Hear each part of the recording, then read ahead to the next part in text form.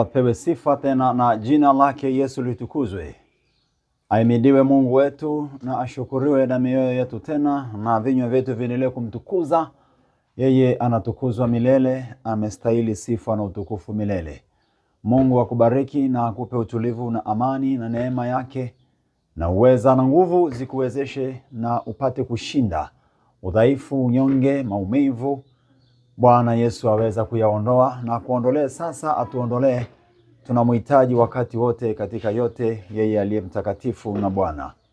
Baba yangu wa mbinguni, katika jina la Yesu Kristo, ninakushukuru na nasema asante tena kwa siku hii na kwa saa hii. Asante kwa ajili ya fadhili zako, kwa ajili ya rehema zako. Asante kwa ajili ya wema wako, asante kwa ajili ya uaminifu wako.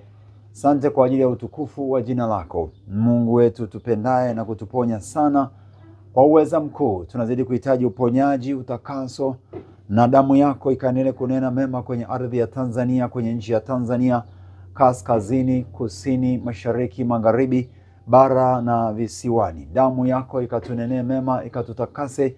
Damu yako ikatupe tena kibali. Damu yako ikaigeuze Tanzania, ikaibadilishe kuanzia kila eneo, katika viti na katika kila mamlaka. Damu yako ikanene, ikabatilishe mashauri na makusudi mabaya, ikaondoe yale yote yaliyo ya uongo, ya uzushi na nguvu zilizo za adui. Damu yako ikatunenee mema Baba. Damu yako ikarudishe Tanzania mpya, Tanzania mpya, Tanzania mpya. Bwana, tuangalie kwa huruma na kwa rehema katika jina la Yesu. Naomba damu yako itakase na kumponya mtu huyu ambaye katika hali ya taabu na vifungo, na ninaomba sote ututakase, utusamehe katika hiyo damu yako, damu inayonena mema. Mungu uliye mwema, mtakatifu na mwenye nguvu, kwa jina la Yesu Kristo, utusikie Baba, utusikie Baba.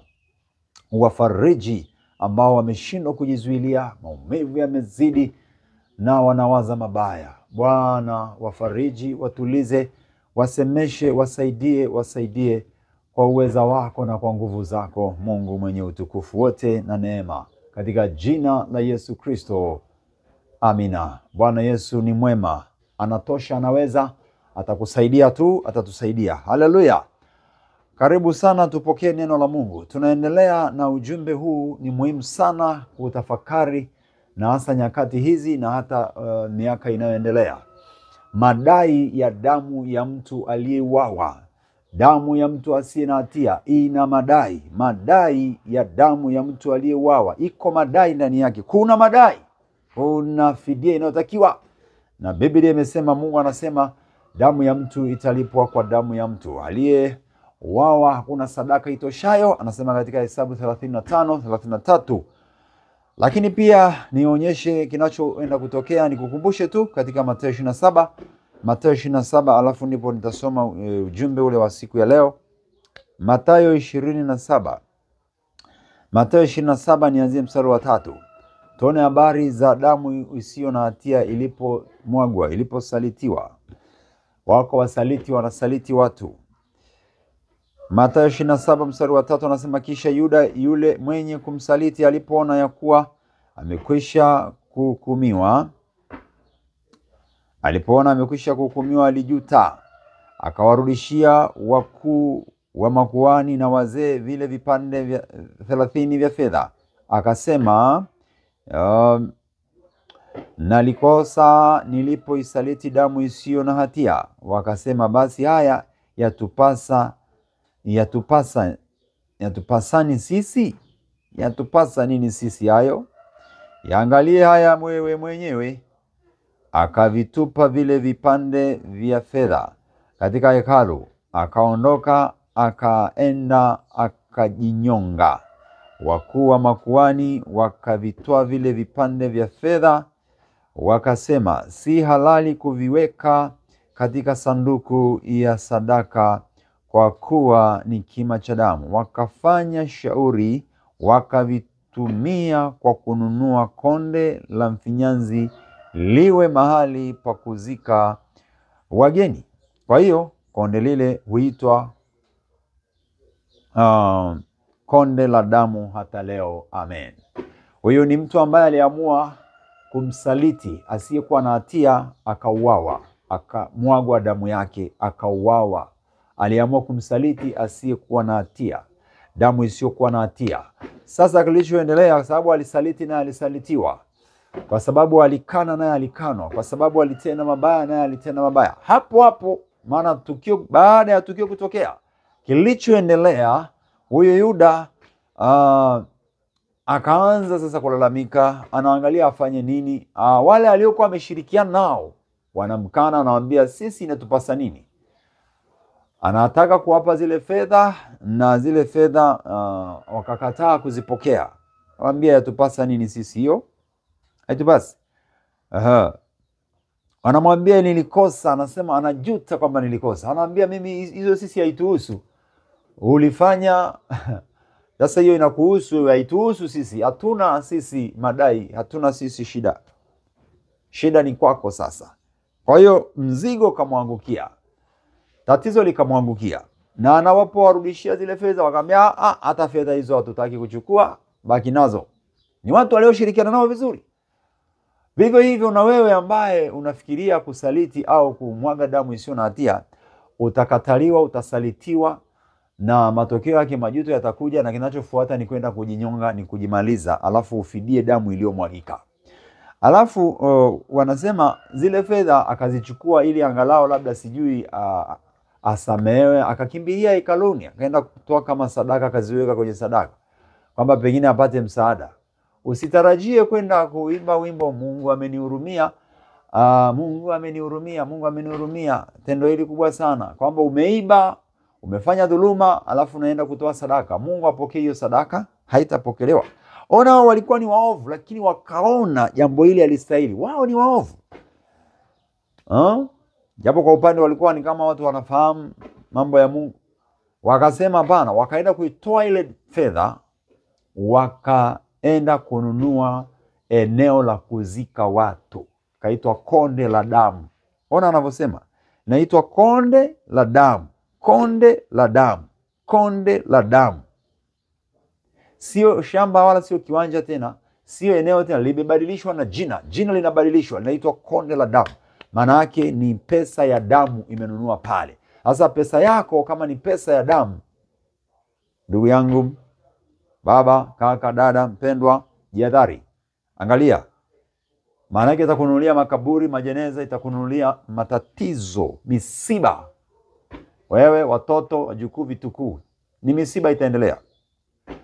Sasa hilo anasema mpaka leo linaitwa konde la damu. Kwa hiyo pesa iliyopatikana kwa damu, inachonunua inaendelea kuwa ni damu, damu, ni misiba, ni misiba, ni vifo. Ni hatari sana. Madai ya damu aliyeuawa, damu isiyokuwa na hatia. Inadai kununua mauti, mauti. Inadai madai mabaya, ni mabaya, ni hatari, ni moto, ni moto. Ogopa.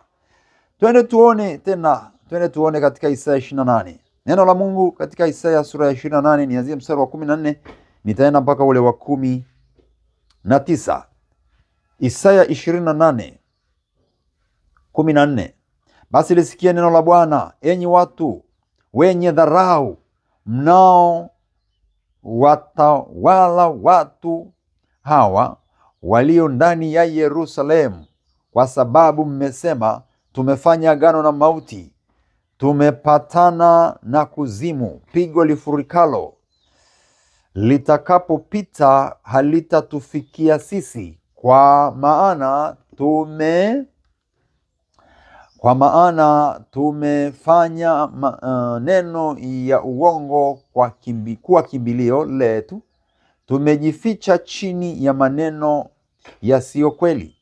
Kwa ajili ya hayo Bwana Mungu asema hivi, tazama naweka jiwe katika Sayuni, liwe msingi, jiwe lililojaribiwa, jiwe la pembeni, lenye thamani, msingi ulio imara, msingi ulio imara. Yeye aaminie hatafanya haraka, yeye aaminie hatafanya haraka. Nami nitafanya hukumu kuwa ndiyo kanuni, na haki kuwa ndiyo timazi, na mvua ya mawe itachukulia mbali hilo kimbilio. la maneno ya uongo, na maji yatapagarikisha mahali pa kujisitiri, na agano lenu mliloagana na mauti litabatilika, tena mapatano yenu mliyopatana na kuzimu hayatasimama. Pigo lifurikalo litakapopita, ndipo ninyi mtakapo kanyagwa nalo. Kila wakati litakapopita litawachukueni, maana litapita asubuhi baada ya asubuhi, wakati wa mchana na wakati wa usiku, na kuifahamu habari ile kutakuwa kitisho tu. Amina. Bwana atukuzwe sana milele na milele. Baba, asante tena kwa neema yako. Tuongoze Roho Mtakatifu, endelea kutufunulia. Roho Mtakatifu endelea kukufunulia nyakati tulizo nazo, miaka tulio nayo, na hali ya Tanzania kwa sasa. Ujumbe ni wa pekee sana sana sana. Yeyote kanisani, serikalini, watawala, watumishi, Mungu atusaidie tuendelee kufunuliwa na kufahamu zaidi. Neema ya Mungu itusaidie, washarika kila mmoja. Basi anasema lisikie neno la Bwana enyi wenye dharau. Kuna watu wenye dharau. Na watu wenye dharau ndio ambao wanaweza wakamwaga damu isiyo na hatia. Wanaweza wakafanya chochote wanachokifanya au wanachokitaka, kwa sababu wana pesa, wana madaraka, wana kiburi, wana jeuri, wana nguvu ya kutawala. Sasa wenye kudharau, mtu mwenye madharau, unajua mtu mwenye pesa na madharau, mtu ambaye tayari ameshajiwekea vitu au kujilimbikizia, anadharau na anataka kuendelea kujilimbikizia. Anaona wengine ni kama sisimizi, anaona wanadamu wengine kama wadudu tu. Anaweza akakanyaga, anaweza akaminya, anaweza akafinya, anaweza akafanya vyovyote, anaweza akaua tu. Anaweza akasema ua. Ni kwa sababu dharau imemjaa ya vile alivyonavyo. Sana Mungu anasema ninyi wenye dharau mnao watawala watu hawa walio ndani ya mji uitao Yerusalemu, ndani ya. Kwa hiyo manake ni mtu mtawala anaelezwa hapa. Watawala hapa wanaambiwa wazi wazi. Watawala wenye dharau juu ya watu, juu ya wale waliowekwa na Mungu, juu ya kazi ya Mungu. Watawala wenye dharau, watu anasema ninyi mnaotawala. Hapa anasema moja kwa moja, ninyi mnaotawala walio ndani ya Yerusalemu. Sasa pia mtawala anaweza akawa ni mtu wa kiroho, kwamba na watu wanaotawala, kuna mahali pa utawala, sawa. Lakini hapa tu anasema watawala, ninyi mnaotawala watu walioko katika mji. Anasema kwa sababu mmesema tumefanya agano na mauti, tumepatana na kuzimu. Pigo lifurikalo litakapopita halitatufikia sisi, kwa maana tumefanya maneno ya uongo kuwa kimbilio letu, tumejificha chini ya maneno yasiyo kweli. Wanajivuna, ni watu ambao wanaweza kujivuna kwamba wamejificha, kwamba uongo wao umepata nguvu, umewaficha, umewasaidia, wameshinda, wamefanikiwa uongo wao. Pia ni watu ambao wana mapatano au wana agano na kuzimu na mauti. Wana agano na kuzimu na mauti. Kwa kuna watu katika hii dunia wanalo agano pamoja na nani? Wana agano pamoja na mauti, wana agano pamoja na kuzimu. Sasa kama wameweka agano na kuzimu, manake ni watu ambao wanaweza wakafanya chochote kwa mtu, kwa mwanadamu wenzao au kwa binadamu wenzao. Wanaweza wakafanya hata kwa watoto wao wenyewe, hata kwa mke wake au kwa mume wake. Anaweza kufanya chochote, iwe kumwaga damu, iwe kuua, iwe kumfanya awe chizi, awe kichaa, awe zezeta. Wanaweza kufanya chochote. Wanaweza kuua tu kawaida kabisa, kwa sababu wana agano, wana mapatano na mauti. Watu hawa ni hatari. Ni watu ambao hata kujipatia nafasi, kujipatia utajiri, kujipatia madaraka, kujipatia pesa, wanaweza wakafanya chochote kwa mtu mwingine. Awe ndugu yake, awe mke, awe mume, awe ni wale nao watawala, awe rafiki, asiwe rafiki, yoyote anaweza akapita naye, kwa sababu ni mtu mwenye mapatano ya kuzimu. Na aliyeweka mapatano na maagano ya kuzimu, maana yake yuko tayari kwa lolote. hajali yeye, anaona tu. Ndio sababu amesema ninyi wenye dharau. Kwa hiyo amedharau, waoni wengine kama kitu cha thamani au kama viumbe vya Mungu au kama wenye thamani aliyowaweka Mungu, kwa sababu ameweka patano, ameweka agano na mauti. Sasa Mungu ana madai yake hapo. Mungu anasema atasimama. Manake kama amefanya agano na mauti na kuzimu, yuko tayari kufanyaje? Kuua. Yuko tayari kuua. Na wanasema hata pigo likija sisi halitatupata. Pigo lifurikalo litakapopita halitatugusa. Wamejihakikishia, wanajifariji, wanajiona kuwa salama. Anasema hata pigo likija, hilo pigo halitatupata. Anasema hapa wazi, kwa sababu mmesema tumefanya agano na mauti, tumepatana na kuzimu, pigo lifurikalo litakapopita halitatufikia sisi. Haya, ngoja tuone Mungu anasemaje. Kwa maana tumefanya maneno ya uongo. Sawa? Tumejificha chini ya maneno haya. Sikiliza anavyosema Bwana. Kwa ajili ya hayo Bwana Mungu asema hivi, tazama naweka jiwe katika Sayuni, liwe msingi, jiwe lililojaribiwa, jiwe la pembeni lenye thamani, msingi ulio imara. Yaani yeye aaminie hatafanya haraka. Mungu anasema sasa, kwa sababu mmekusudia kubomoa, kuangusha, kuharibu, naweka jiwe la pembeni. Mungu mwenyewe anaingia kujenga. Kwa hiyo tunatarajia kuona tumejengwa, nimejengwa, umejengwa. Wewe unayeonewa, uliyekandamizwa, uliyeuawa, ndugu zako wameuawa, umebaki peke yako, au kuna mmoja ameuawa na umeona kabisa ameuawa kwa namna ambayo ni ya kijeuri na wala hakuwa hata na hatia, ameuawa. Hata kama alikuwa na hatia, naambia tusihukumu, tusije tukahukumiwa. Sasa anasema hivi, Mungu anasema anasimama anaweka jiwe. Hapa anataja habari za Yesu Kristo, ambaye yeye atakuja imwage damu yake ili iwe fidia, ili iwe msaada. Ndio sababu sasa hivi tunapaswa kuitia hiyo damu ya Yesu kwa taifa letu. Palipo mwagwa damu ya Yesu, tunahitaji damu ya Yesu, tunahitaji rehema, tunahitaji rehema sana na toba. Anasema naweka jiwe liwe msingi, jiwe la pembeni, jiwe teule lenye thamani, lenye heshima. Ni Yesu mwenyewe hapo inazungumzwa habari ya Yesu Kristo.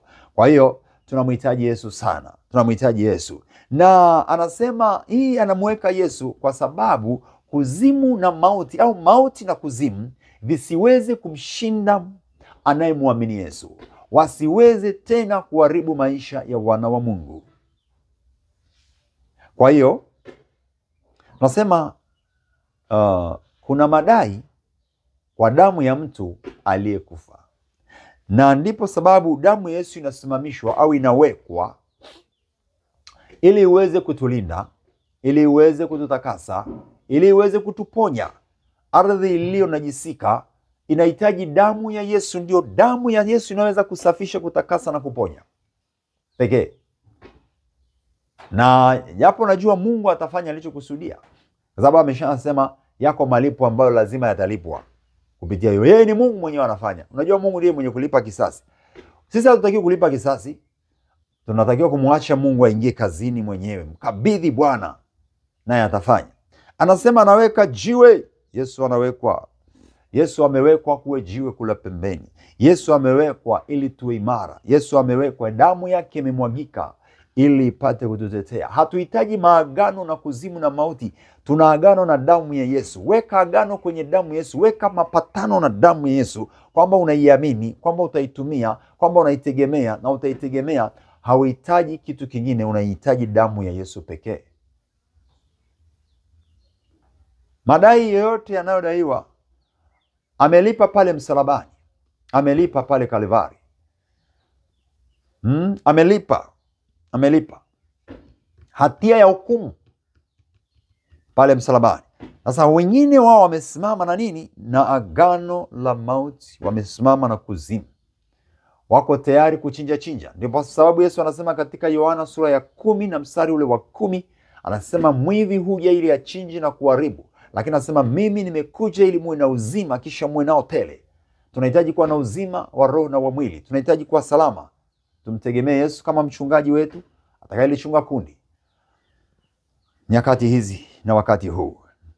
Haya, twende tuone Mungu anavyosimama sasa kuendelea kufanya. Kwanza amesema nasimamisha jiwe. Maana yake ni kwamba hao waliofanya mapatano na kuzimu ili kuchinja, kuharibu, yeye anasimama kuweka cha kwake ambacho kitatupa ushindi, kitatufanya kuwa salama. Nami nitafanya hukumu kuwa ndiyo kanuni na haki kuwa ndiyo timazi, na mvua ya mawe itachukulia mbali hilo kimbilio la maneno ya uongo, na maji yatapagarikisha mahali pa kujisitiri. Hayo ndio malipo, madai ya damu iliyomwagika. Nimesema, anaposema wamefanya mapatano na kuzimu, wakishafanya mapatano na kuzimu, kuzimu huwa inahitaji damu za watu, inahitaji damu za wanyama na damu za watu, inahitaji damu kuzimu. Ndio sababu sisi tulio katika Yesu tunasimama na damu ya Yesu. Yaani mwanadamu bila damu hawezi. Ndio sababu wanaofanya mapatano na kuzimu na shetani, au niseme na wachawi huko, waganga, mapepo, lazima watafute damu za watu, damu za watu.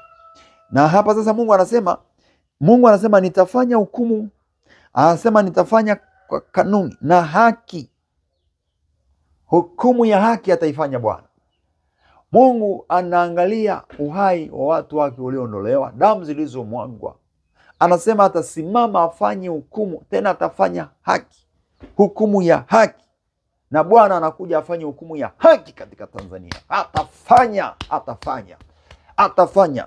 Hata watu waendelee kuwa na madharau na jeuri na kiburi. Mungu atasimama kwa sababu ni Mungu wa haki. Atawatetea wenye haki wake. Atawapigania wa Tanzania. Atawapigania wa Afrika. Atakupigania wewe unayemwamini. Taifa lolote, heri taifa ambalo Bwana ni Mungu wao. Biblia inasema heri taifa ambalo Bwana ni Mungu wao, sio taifa ambalo miungu ndio miliki wao.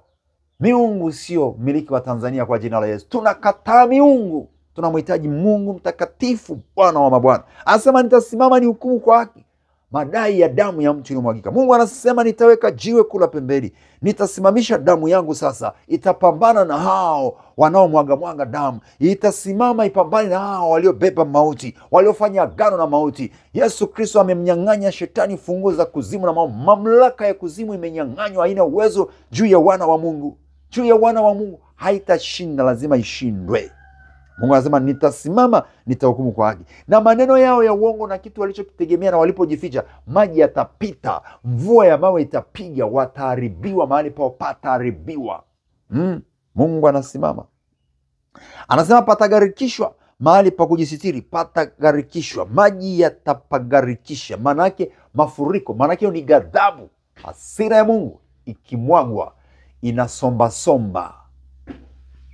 Kwa hiyo waliofanya uharibifu na wanaoendelea kufanya wakidhania kwamba Mungu hajaona, hao wanaochinja wengine, hao wanaotesa wengine, anasema nitaleta gharika, itasomba, itavuruga vikao na makao na mahali walipojificha wakitegemea wako salama. Mungu anasema hawana salama.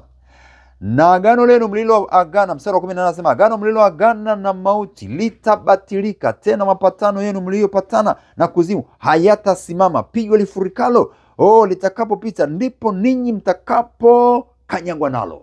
Mungu atawakanyaga mwenyewe. Na anasema mapatano, maagano mlioweka yataharibika, yatabatilika. Anasema nitabatilisha.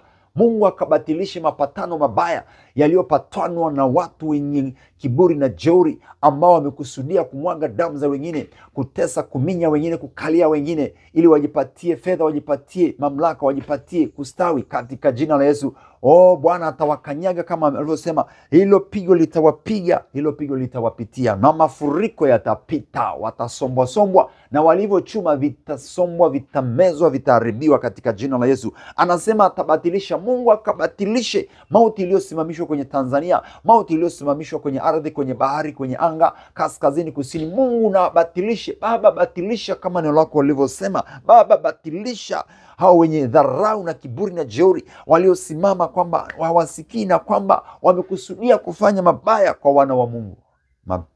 mapigo yatawapiga.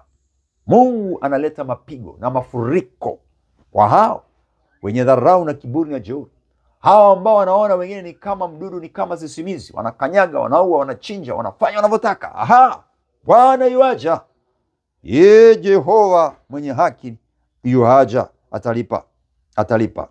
Tusiogope, tumwamini, tumuite, tumtegemee, tumtazame tu. Anasema ndipo ninyi mtakapo kanyagwa. Watakanyagwa kwa uweza wa Bwana, watakanyagwa. Waliokanyaga watu, Bwana atawakanyaga ili watu wake waachiliwe, wainuke, wawe salama katika jina la Yesu. Amen. Kila wakati litakapopita litawachukueni, maana litapita asubuhi baada ya asubuhi, wakati wa mchana na wakati wa usiku, na kufahamu habari ile kutakuwa kitisho tu. Watatetemeka, ni utisho, watatetemeka. Wametetemesha wengine, wametesa wengine, sasa itawageukia, watatetemeshwa. Anasema litapita pigo, anasema kila litakapopita litawachukueni, maana litapita asubuhi kwa asubuhi, mchana kwa mchana, usiku. Bwana ataruhusu hasira, ghadhabu yake itapita asubuhi, itapita asubuhi kwa asubuhi, itapita mchana, itapita mchana, itapita usiku, itapita usiku. Maana yake ni muda wote ataruhusu mapigo. Kumbuka Kaini aliambiwa, hutakuwa na kikao, hutakuwa mtoro, umelaaniwa. Yaani ni shida, vurugu huku, ni tatizo. Hakuna kikao. Kwa mwaga damu za watu hana kikao. Ameshalaanika, ni mateso, ni mangaiko, ni vurugu kila wakati na kila saa. Basi tuendelee kumwambia Bwana Mungu asimame, ajilipie kisasi. Kisasi ni cha kwake na ameandaa jambo kubwa la kufanya. Mungu hawezi kunyamaza hivi hivi. Tusifikiri amenyamaza. Narudia tena kusema, ameona, ametazama, anajua na yupo tayari. Usiogope. Ulionewa na ambaye umetishiwa, usiogope. Mwambie Bwana, simama nami, wewe ndiyo mlinzi wangu, ukinificha nitakuwa salama. Wanaokuwinda hawatakupata, kwa jina la Yesu. Mungu atubariki, Mungu akubariki katika utukufu wa milele. Ninakushukuru Mungu Baba, ninakushukuru Mungu Mwokozi. Baba, umesema unaweka jiwe katika Sayuni.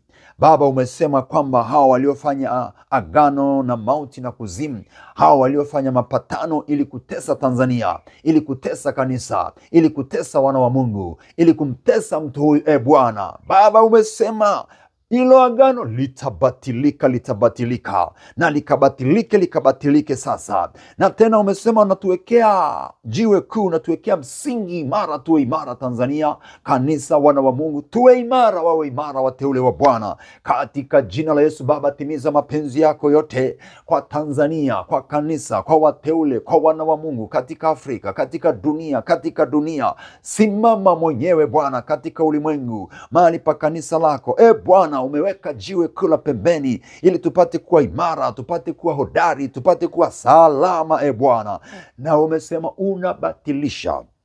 Baba, batilisha mwenyewe mashauri yao wanayoyapanga, walioyakusudia sasa, ambayo ni ya kuangamiza watu, ambayo ni ya kutesa na kuminya watu, yakaanguke, yakavunjike, yakaharibike. Tunashukuru kwamba neno lako linasimama nasi tunakuwa salama. Wengine ni hasira zimewakamata, hawataki kusikia maneno haya. Bwana, tulinde, hasira zao ziwarudie wenyewe. Wanaotuwinda ili kutuangamiza, Bwana, wakajikamate wenyewe, wakakamatwe na hiyo mitego wenyewe kwa jina la Yesu. Bwana, wamesema pigo litawapata. Sisi tunasimama na neno lako lilosema pigo litawapiga. Bwana, asante ya kwamba wamejifariji na wanadharau na jeuri na kiburi, lakini Mungu wetu umesimama ukisema hawatasimama, na pigo litawapiga na mafuriko yatasomba vitu vyao. Vitaangamizwa, vitamezwa, walivyojichumia, walivyojiwekea, vitamezwa, vitaharibiwa. Mungu, simama na watoto wako, wateule wako, katika jina la Yesu wa Nazareti aliye hai. Hayo ya kuzimu yakamezwe, yakaangamizwe, yasisimame. Na wale watu walioweka agano haya mapatano sasa wakaone, wakajue yuko Mungu aliye hai wa Tanzania, yuko Mwokozi mtakatifu wa Tanzania, yuko Mungu aliyesimama na wana watoto wa Tanzania, yuko Mungu aliye mtakatifu, mwenye uweza na nguvu, yeye awezaye kuwalinda, awezaye kutuokoa tusijikwae, wewe uwezaye kutuponya, kutuokoa katika maangamizo. Asante Asante, asante, asante, asante, asante. Timiza mapenzi yako, timiza mapenzi yako. Ruhusu nguvu zako, ruhusu uweza wako tena, Jehova Bwana. Ukatusaidie, ukatuponye, tukawe salama, e Bwana. Watoto wakawe salama shuleni, nyumbani, kanisani. Wateule wako, watu wako kule serikalini wakawe salama. Wakawe salama wanaowindwa, wakawe salama. Mikono ya watesi na mwaga damu ikasetwe kwa mkono wako wenye nguvu, katika jina la Yesu wa Nazareti. Mungu, patano walilopatana kuzimu, watu walioweka mapatano na maagano ya kuzimu juu ya Tanzania, juu ya Afrika, juu ya malango yetu, Mungu Baba, umeona mapatano yao, nami naiomba damu ya Yesu ikafanye vita juu yao. Damu ya Yesu ikafanye vita juu ya hilo patano, juu ya hilo waliloandika, walichokiandika, juu ya huo mkataba walionao, juu ya wana wa Mungu, juu ya wateule, juu ya watakatifu, juu ya Tanzania. Mkataba huo utafutika na kuharibika kwa moto wa Roho Mtakatifu. Bwana, mvua ya mawe ikapige na kuharibu vitu vyote vilivyowekwa ambavyo ni vya adui vya kuishambulia Tanzania na kanisa. Malango ya Tanzania sikia, anga sikia, damu ya Yesu imekumiliki. Damu ya Yesu ikakunenee mema, kinyume cha mauti, kinyume cha vifo, kinyume cha uharibifu. Sasa Baba, damu yako ikainenee mema Tanzania. Twaomba turehemu, twaomba tuhurumie, tusaidie. Asante kwamba huzuni unaenda kubadilishwa kuwa furaha, maombolezo unaenda kuyabadilisha, umesema mwenyewe katika Isaya. Bwana, asante kwamba unaenda kutuondolea katika utukufu wako, Mungu wa utukufu. Karejeze furaha na amani, karejeze ushindi, karejeze tena Mungu wetu na Baba yetu. Yakabatilike mashauri na makusudio mabaya yanayotengenezwa sasa, yanayopangwa sasa kwa siri, popote, iwe chini ya bahari, juu ya bahari, iwe makaburini, iwe njia panda, Bwana, popote katika mji wowote, Bwana, popote kwenye mapango ya mawe, popote kote walako tengeneza hayo mashauri na mipango ya mauti na mabaya, hayo makusudio ya kipepo, Bwana, sasa yatavunjika, hayatasimama hata moja, yakasombwe na kumezwa na kufukiwa mbali kwa jina la Yesu. Hiyo mipango na hizo roho na hizo mamlaka za kuzimu na hiyo jeuri na kiburi na dharau, Bwana, asante maana umeiona, nayo itapigwa, itasimama tena. Tusimamishie taifa la haki, taifa imara lenye amani na haki, lenye utakatifu na Mungu wa kweli. Ukaendelee wewe mwenyewe kumiliki, kwa kuwa Tanzania haikuwekwa na watu wala miungu, bali na wewe, Mungu mkuu, Mungu Mwokozi, Bwana wa mabwana, katika jina la Yesu Kristo. Baba, asante. Nenda kuruhusu uponyaji kwa yule ambaye ni mgonjwa, mwenye huzuni, mwenye taabu, mwili wake akapokea uponyaji sasa, akafunguliwe, nguvu za mauti ziondoke, mitego ya mauti yaribike kwa jina la Yesu. Hautakufa, utaishi. Hatutakufa, tutaishi kwa jina la Bwana wa majeshi. Asante Bwana, maana umesema uko pamoja nasi mpaka ukamilifu wa dahari. Umesema tusiogope, tusimame tu tukauone wokovu wa Bwana, na mpendo huyo akauone wokovu wako sasa, akaone afya na uzima sasa, akashangilizwe sasa kwa jina la Yesu, akavuke sasa kwa jina lako Yesu, akatoke alipokwama. Bwana mtetee, Bwana msaidie, Bwana mvushe kwa uweza wako. Amani na furaha ikamjaze tena, na ujasiri na ushujaa. Bwana muonyeshe njia, mfungulie njia yako, ifunguliwe kwa jina la Yesu, na mwili wako utoke kwenye utumwa na giza na uzito na maumivu, uachiliwe sasa. Nuru ya Kristo ikuangaze, uwe na uponyaji, uwe na afya sasa. Bwana aiangalie malango yako na kuyajaza nuru. Bwana bariki malango yako, malango ya biashara, malango ya ofisini, malango ya kazi, malango ya kanisani, malango ya utumishi, malango ya ndoa, malango ya familia, malango ya ujana wako. Bwana akaruhusu unono, akadondoze unono, akakufanikishe, akakutenge mbali na mitego yao ya mauti na makusudi mabaya, katika jina la Yesu lipitalo yote, katika jina lako Yesu lituponyalo, katika jina lako Yesu. Bwana, tunasimama tukijua uko pamoja nasi, hatutatayarika, hatutaibika. Asante ya kwamba unarejeza furaha, unarejeza heshima, unarejeza kwa utukufu wako. Simama mwenyewe, tenda Bwana wa mabwana, katika jina la Yesu, katika jina la Yesu, katika jina la Yesu. Falme ni wako, na nguvu na uweza na mamlaka. Asante mponyaji, nuru iangaze kaskazini mwa Tanzania, nuru yako Yesu iangaze kusini mwa Tanzania, nuru yako Yesu ingaze na kung'aa mashariki magharibi mwa Tanzania. Damu yako Yesu inene mema kwenye anga lote la Tanzania na inene mema kaskazini na kusini mwa Tanzania. Damu yako inene mema magharibi na mashariki mwa Tanzania. Damu yako inene mema juu na chini katika malango ya Tanzania. Bwana, naomba Baba tufunike damuni mwako, na kwako likasimame, mapenzi mengine yakavunjike, mipango mingine yote ikavunjike na kuharibika kwa jina la Yesu Kristo. Asante kwa wema wako na uaminifu wako. Bwana akubariki, akujaze nguvu. Neema ya Bwana Yesu itembee kwako, na Yesu akujaze nguvu na uwezo. Inuka, nenda, simama, mshukuru, mtukuze Bwana. Mwambie Yesu unaweza. Mwambie hata katika wakati huu tutapita, tutashinda. Na mwambie hata wewe sasa katika hilo linalo kusibu ambalo limekusumbua na kutesa, mwambie Bwana, najua katika hili ninavuka na kushinda, nitashinda kwa sababu wewe umetuwekea kushinda, sio kushindwa bali kushinda na zaidi ya kushinda. Mungu anatupenda, Yesu anakupenda, anatupenda, ni mwaminifu. Amen, amen.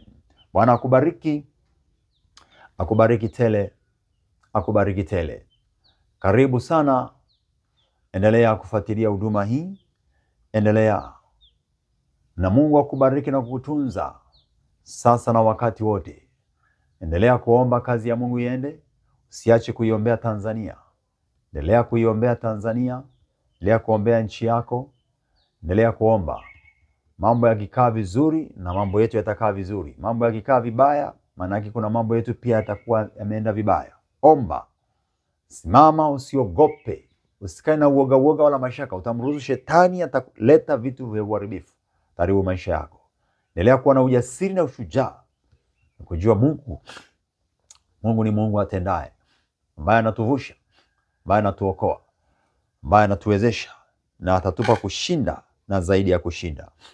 Yeye ni mkuu sana, amejaa utukufu. Na ubarikiwe sana katika jina la Yesu. Utunzwe. Kumbuka, Yuda akajuta, akanung'unika, akalalamika, akalia.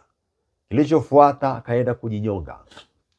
Angalia pesa ulio nayo, angalia nafasi ulio nayo, umeipata halali?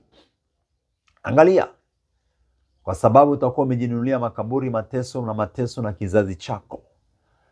Hakikisha ulivyo navyo ni vya haki, ni vya kweli na vinamtukuza Mungu. Umevipata halali kwa haki safi. Hakikisha mpendwa. Ubarikiwe sana katika jina la Yesu. Asante Roho Mtakatifu, Mungu wetu na Baba yetu. Karibu pia kwenye huduma ya TikTok live au TikTok mubashara. Kila siku ninayo sasa saa 4 asubuhi, saa 7, wakati mwingine ni saa 9 au saa 10 jioni pale, na wakati mwingine ni saa 6 usiku. Saa 6 usiku, kuanzia saa 6 usiku pale. Karibu sana kwenye huduma hiyo ambayo inakuwa na maombi na maombezi pamoja na neno.